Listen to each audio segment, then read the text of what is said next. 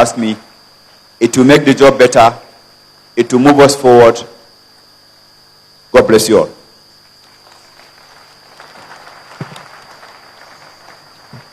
Police, IGP. Thank you very much. Abubakar, the 16th Indigenous Inspector General of Police. Well, as the scorecard, an evening with the Inspector General of Police, and you just heard him reel out some of the achievements as well as challenges of the police.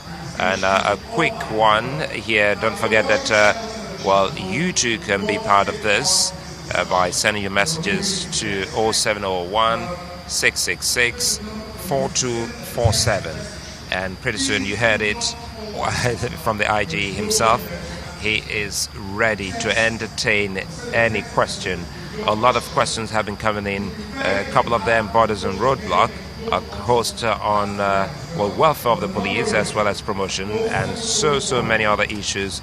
And of course, he's assured you that he's going to take all of your questions, and we hope that we'll have time. Well, it's live here in Asaba, the capital of Delta State, and we're looking at what we'll call the scorecard. It's a first in the history of Nigeria, Adeshawa, because we really haven't actually seen any IG come before the public and say, look, score me and tell me what exactly I've done well and how badly we've performed so far, so that we can actually improve. And the truth is, when it comes to transparency, that's simply the height of it. When you come and you tell people, point at my nose and tell me exactly what is wrong with me. And just like you mentioned, he's the 16th Indigenous Inspector General of Police for Nigeria. Too many things to remember though, but a few things I would like to point out. Remember the excessive roadblocks we used to have. Now, if you have an unnecessary roadblock in your area, it is absolutely illegal, because he made it quote unquote illegal for unnecessary and excessive roadblocks to be everywhere. I remember then when you travel to Ibadan, almost every 5 kilometers you would see that. And then, I mean, Nigerians are critical people. We would never give the IG 100%. Well, I think, Adeshawa, you've just said it all. Now I'm sure he will be shocked because so many messages coming in. This phone is about to burst. Quite descriptive. Yeah, and that's right. Because they put in the names of police stations, the roads where they have been able to see roadblocks mounted, and I'm so excited because there's a full plate for the IG this evening, and well, what he's going to be having for lunch, dinner rather, complaints from people. Absolutely. And we really hope that all of that will start. A symbol of so let's just listen oppression, because they use them to collect taxes.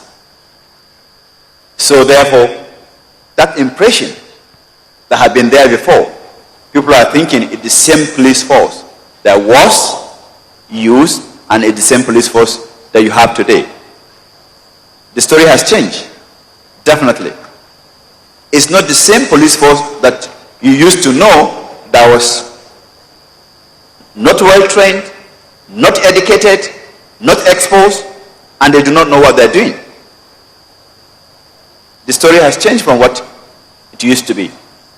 So you believe that it's the perceptions of the past that we're still holding on to? It is the perception. And secondly, every criminal who commits crime, the police cannot be his friend, because the police will go after you. And what do I mean by committing crime? There are simple offenses people commit. For example, I had you given an example. You are on the road and the police stopped you. But it's a known fact that in every country of the world, it is only the police that have the power to stop you when they want to stop you. They stop you based either on information that ABCD has happened, or they want to find out, or they suspect you, depending on the school of thoughts. There are some school of thought that believe that criminals are born, some are made. Some criminals are known by their facial face. Lombroso, the XY chromosomes of crime, says you can look at somebody and be able to say by his facial look or by his nose that this man is a criminal. So if the policeman suspects so and wants to prove further that yes, you are a criminal, he could go ahead and do that. But what I want Nigerians to understand is efforts are ongoing to ensure that the police force is changed in perception, in training, in their behavioral pattern and mannerism to become better police force than it was not only in the colonial times, years back. Because you cannot compare 1960 and 2013. Okay, I mean, if you ask me, I'll tell you that my wife is the most beautiful woman in the world. So I'm sure you defend your force properly. Let me turn that question on its head. What is it that you think your force is still not getting right? Well, training is key, it's a factor. Not that we are not getting it right, but you need to do more in terms of training. You need to do more in terms of welfare of the officers and men, in terms of remuneration, for example, because there is nowhere in the world that you can quantify the duties of a police officer and pay him well. What you can do is to give him a living wage so that he can live and at the same time ensure that his family are protected. Okay, like I said earlier on, you can send a text message to the IG with your question. That number again is 0701 666 4247. You talked about the welfare of your men.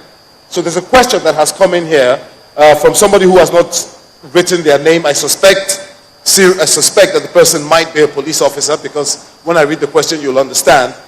He says, why are traffic wardens, in other words, people that we Nigerians like to call yellow fever, why are traffic wardens so badly treated? Why are their terms of welfare and promotion different from other members of the Nigerian police force? Well, it's very simple.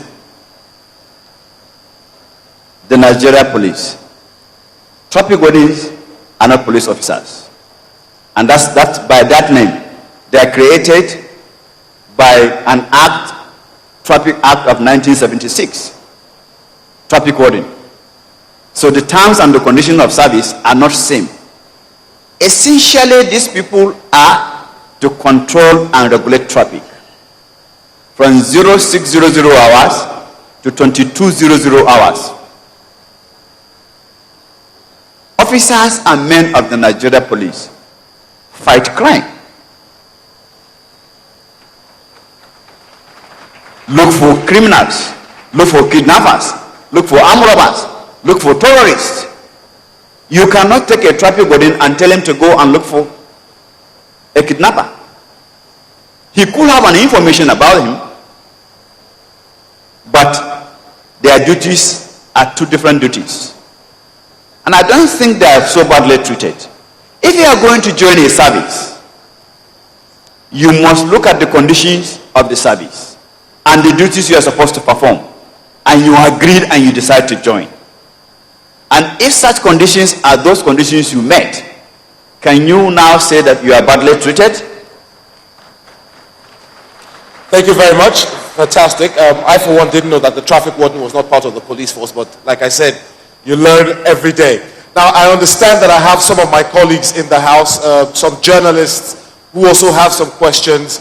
If we want to start getting them ready, we'll leave the floor open for you to ask questions. And please, members of the audience as well, if you have questions, we'll allow you to come up stage. We have some ushers on the floor.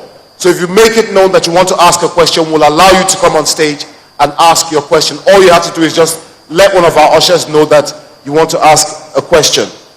Now, IG, one of the interesting things I found when I started researching about the police, because in the last 48 hours, I've known more about the Nigerian police than I knew in the last 45 years. You know, and it's the recruitment. I didn't realize how few men you had in your force. you know. But I understand that